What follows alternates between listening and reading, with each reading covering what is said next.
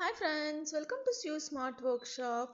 Blouse வந்து neck part facing கொடுத்து back neck finish பண்ணதுக்கு அப்புறமா front neck எப்படி நம்ம finish பண்றதுன்னு பார்க்கலாம். அதுக்கு 1.5 inchல cross piece இந்த மாதிரி கட் பண்ணிட்டு neckல வச்சு stitch பண்ணணும். ஸோ நீங்கள் ஸ்டிச்சிங் போடும்போது வந்து பீஸை இழுக்காம லூஸாக விட்டு ஸ்டிச் பண்ணணும்.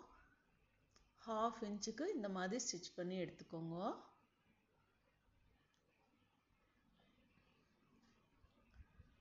இன்னொரு சைடும் அதே மாதிரி ஸ்டிச் பண்ணிக்கோங்க.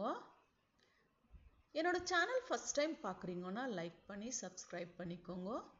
ஃப்ரெண்ட்ஸ் அண்ட் ஃபேமிலிக்கு ஷேர் பண்ணுங்க. பிகினர்ஸ்க்கு ரொம்ப யூஸ்ஃபுல்லாக இருக்கும். இந்த மாதிரி ஸ்டிச் பண்ணதுக்கு அப்புறமா இப்போ வந்து நீங்கள் 1/2 inch ஸ்டிச்சிங் போட்டிருக்கீங்களா, அதுக்கு ஈக்குவலாக இப்படி ஃபோல்ட் பண்ணி பீஸுக்கான மேலே ஸ்டிச் போட்டுக்கோங்க. இந்த பீஸ் நீங்கள் ஜாயின் பண்ணியிருக்கீங்க இல்லையா, அதுக்கு மேலேயே எட்ஜில் ஸ்டிச்சிங் போடணும்.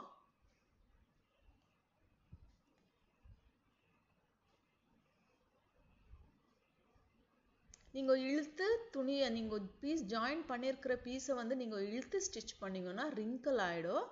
அதனால லூஸாக விட்டு ஸ்டிச் போட்டுக்கோங்க. ஸோ இது ஸ்டிச்சிங் ஆனதுக்கப்புறமா ஹெம்மிங் பண்ணிக்கலாம். ஃபோல்ட் பண்ணிவிட்டு இது ஆல்ரெடி பேக் பீஸ் வந்து ஃபேஸிங் கொடுத்துருக்கோம். ஃபேஸிங் கொடுத்ததுக்கு அப்புறமா வந்து ஃப்ரண்ட் பார்ட்டில் இந்த மாதிரி ஸ்டிச் போட்டு ரெடி பண்ணிக்கலாம்.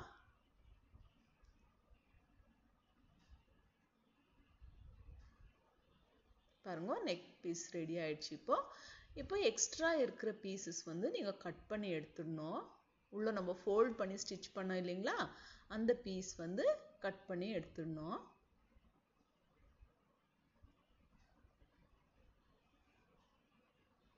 நீங்கள் பார்த்து கீழே இருக்கிற பீஸ் கட் ஆகாத மாதிரி நிதானமாக ஸ்டிச் பண்ணி எடுக்கணும்.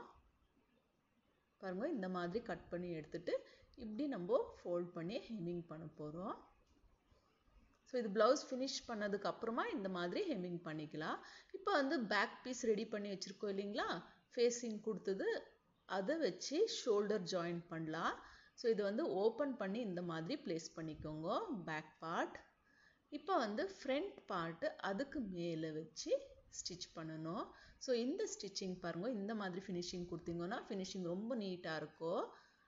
ஸோ நம்ம ஜாயின் பண்ணியிருக்கோம் இல்லைங்களா நெக் பீஸு, அந்த பீஸோட ஸ்டிச்சிங் வந்து 2 சைடும் ஈக்குவலாக வர மாதிரி ப்ளேஸ் பண்ணிவிட்டு அதுக்கப்புறமா ஜாயின் பண்ணணும்.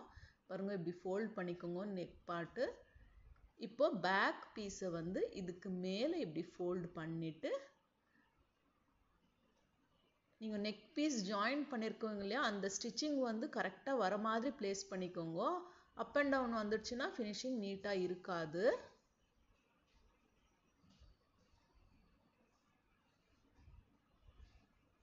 பாருங்க, இந்த ஸ்டிச்சிங் வந்து 2 சைடும் ஈக்குவலாக வர மாதிரி வச்சுட்டு அதுக்கப்புறமா நீங்கள் ஃபோல்ட் பண்ணணும்.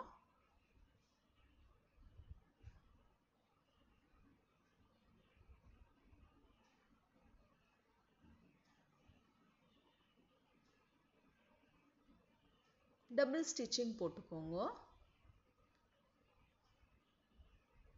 இந்த மாதிரி ஸ்டிச்சிங் பண்ணுறதுனால நெக்கு ஷோல்டர் வந்து நெக்கு பீஸ் எல்லாம் ஜாயின் பண்ணியிருக்கிறதுனால நீட் ஃபினிஷிங் தெரியும். பாருங்க, நீங்கள் ஓப்பன் பண்ணி காமிக்கிறேன்.